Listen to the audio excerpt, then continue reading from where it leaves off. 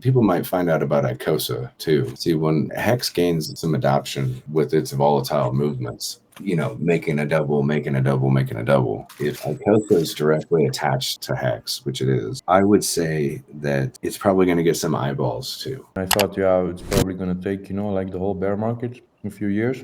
But then in 6, 7 months, it just 2,000%. I mean, what? That was crazy. Yeah, how it came back, it's like a V-shape, almost like a V-shape recovery Yeah. in the course of 6 months. That's crazy. It's absolutely crazy. And I don't see anybody talking about it. Nope. Dude, I was calculating if I put 30 grand in Hedron in June, or when was it? Yeah, like I think June. The bottom, dude. Yeah. I would have had like 600, almost like $500,000 just from 30,000. 500,000. That's like 13 million hex. I mean, you stake that now at these prices, you get like 4, 5,000 or 8,000 a month. But of course, there's hindsight, a little bit, of course. Yeah, from the absolute bottom wick at the bottom to the top wick at the start is 4,020%. 4,000. What? Yeah, like across the NFT market, just because of the natural amount of Icosa that it's all going to yield throughout all the auctions. And then assuming Hex goes up, Icosa goes up, well, that means that the base price of all these Watsas has to go up. And CryptoPunks did a total volume since 2017 of 1 million Ethereum. And in 2 months, Watsa has done 104 Ethereum of volume. That's not bad. It's not a million. well, remember that was CryptoPunks launched mid 2017. So like a lot of that volume like was done over multiple years. We did 10% of what CryptoPunks did in 2 months before any of the Watsas even have really super significant amounts of Icosa. Yeah, I think all it would take is for one person to get a hold of a Watsa that's an influencer of some sort and understand like what it is and what it's all about, and they'd probably find it pretty cool. And then they would just tell their inner circle from there, and their inner circle would disseminate that information however they decided they wanted to disseminate. But I think that could be highly likely when they have pictures on them that somebody might get a hold of one, and through getting a hold of it, realize that it's through the platforms that you can actually see what it's about, which might be an interesting thing. Like just making HSIs, going on market and selling them for more than what the value is of the hex at the time. I've seen that happen. Going onto the market and just making offers to people for less than what the value is on there, and actually winning them like for a cheaper value than what's inside the hex. Even I noticed that was going on with people on their bonuses on OpenSea. There was one particular individual that was going around buying everybody's HSIs. I think his name was Little Luigi. yeah, Only wonderful. I've walked the line. Yeah, of course. The line is definitively leading you down 3 separate paths. Dilute yourself, the middle path, dilute yourself of yield, take out of your Hedron staking, use some of it as a initiative to try to at least have some power to win some stakes, and then whatever you do with those stakes, whatever, right? But this is just talking about competing in the liquidation. Don't compete at all and let the competition happen and hope that it's good enough that it doesn't need for you to be involved, right? And you'll be rewarded just by being a staker, right? That's the extreme on the other path. Or go full bore into it. Try to get yourself as many HSIs as you can on the very first day. So that way you can turn all of them into the buyback function to get as much Icosa as you can, to stake it all as much as you possibly can, so that the next day's yield, you are accumulating a lot more. And then over the rest of the competition, you make sure that you've stacked your printer as big as you possibly could on the very first day by executing the greatest yield producing, maximizing fucking thing that you ever could have done. And any of those paths could be the hammer that makes multiple swords, or the hammer that breaks on the first swing. I can't be so speculative to really know exactly what's going to happen. I just know that there's, as far as the staking and the protocols ending and people having availability to their staked Hedron is now possible liquid, meaning they don't have to end their stakes. It's just that their minimum's done. So on day 2, they go, okay, now I got a fuck ton of yield on day one. I was now incentivized for not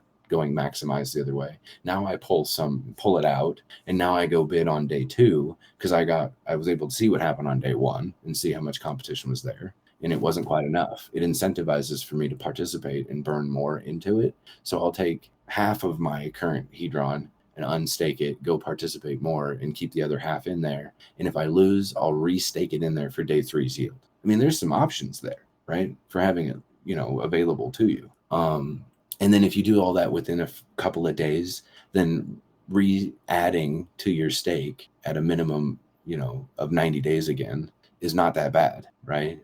You may be 91 days, 92 days by day two, and you're already adding again because you lost and you didn't win the HSIs, but you swung at it and you caused for more competition, right? More of those HSIs got bid up to their premium and actually burned more. So staking yield was now higher on those particular days for your Icosa staking that you already maximized, maybe in a certain respect, or the pools that for Watsa, you ended your stake, so printed out a bonus of a 5% at least to them, and you might be a holder. Like, there's all sorts of fucking things. It depends on how deep you are in the rabbit hole of having the availability of knowing what your execution layers are on your own terms, and then maybe knowing what everyone else's execution layers on their terms would maybe further on your psychology on how you decide to execute your terms. So it's just literally 5D chess on how you want to do it. It just seems to me like the longer that you value your terms and the more you at least participate, the more. Have you guys seen the chart, the fuck around and find out chart? That's kind of really what this would be to me, I guess, is the more you fuck around, the more you're going to find out. And the more you find out and the more vocal you are about your success or failure rate, the more that people will start to understand what is more beneficial to do or not. And maybe the community as a whole starts to consciously talk to each other and sway each other to do it this way instead, because we learned from the last time what you should and shouldn't do, right? Like, maybe people burn after their Watsas, and then the rest of the Watsa holders are like, oh dude, I banked so much because I didn't, and I'm holding on to this. And there's a lot of people that are getting involved in this thing now, so thank God I'm still involved with where I'm sitting at and didn't lose my term, right? Didn't lose my extra available optionality of my Watsa, at least, and my Hedron staking minimum days on it since people are in there. Imagine if Godwhale stopped staking and then didn't stake. All of a sudden you become a bigger fish in that pool all of a sudden, and then your yield goes up, right? It's also significant to the bonuses too, right? As far as like a player being staked and lowering the overall total supply versus the staked supply, giving people a higher bonus at that particular time. So if you had high mintability already and you wanted to make sure that you were going to keep that bonus when it came to you actually needing to end it, and you wanted to get the yield, then you might be able to increase your bonus by taking a large amount of the liquid supply that you're already holding on to and going to another wallet and staking it and reducing the total supply that's available to the contract to be able to see, because now it's staked in a smart contract, versus the amount that you have staked, increasing even your Hedron staking yield bonus positions for that particular time for your original stake that you were going to end, and then end it, and then do whatever you want with that yield bonus, take it as profit, whatever it is, and then reestablish it back on staking again, where now you're reestablishing when you restaked that to the total supply that your bonus was reaffecting it again. So that's a cool way to deal with the Icosa staking, at least when it comes to Icosa staking. Burning the yield is pretty significant. Yeah, I'm just focusing on getting my foot in the door. Yeah, I think there's going to be websites that are going to track all this information daily, like hexfire.info. There's a couple of hexmodel.com is one that I saw pop up. There's a couple, I don't know. It's going to be nuts. Watsa NFT sandbox stuff and all sorts of crazy. There's more data and stuff that's on the front lines for being available for people to use than I've ever seen ever on anything. So I'm pretty excited that Yeah, because as, people as are there's gonna. as soon as there's more data, which I mean, we have to go through these cycles, like we have to actually live them and go through them and see what happens and see who the best was and all the rest of shit. And then all the data will be there. And we'll be able to look at the charts and like make it like significant in conversations about what we see and what it looks like and why. And then maybe make a better understanding of what the future could be based off of the end results. Like monitoring that buyback function and seeing how often it actually gets used during those days after the auction, right? How do they get used? I wouldn't assume that as soon as somebody got it, they were immediately going to put them right back in. So just as fast as the ones that got liquidated, they were all of a sudden the next day's yield on bonuses and things like that. I think it would be more like instead of all stacked up, it'll just get kind of salt and peppered in over the next 90 days, right? A little bit more distributed evenly, and it'll be a little bit easier to control the liquidations as a whole, right? Because there's only so many people that can actually handle it. So it seems like they would just get distributed over periods of time in a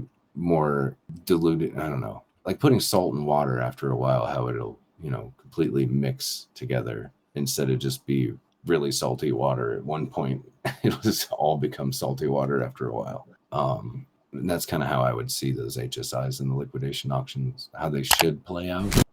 Even with Poly being involved in things like that, that's just a limited time thing. So after a while, it wouldn't even matter. Do you guys know about the pulsetube.com? What happened? The pulsetube.com. What happened to him? No, I didn't know it existed. I just Oh, yeah. It's like Doesn't a it have YouTube like website. all the influencers? Yeah, that is pretty cool. It's like a There's lots of YouTube stuff. channel. These communities, they make all sorts of cool shit. It's pretty neat. Which one did you say? The hex model? Is it hex.model or something? Yeah, hexmodel.com. They already have HSI auction data. So yeah, that hex model, you're able to look at all sorts of information on there. It's pretty cool. Yeah. It's pretty clear also. It's Yeah. nice. Goes into the hex bookmark. Yay.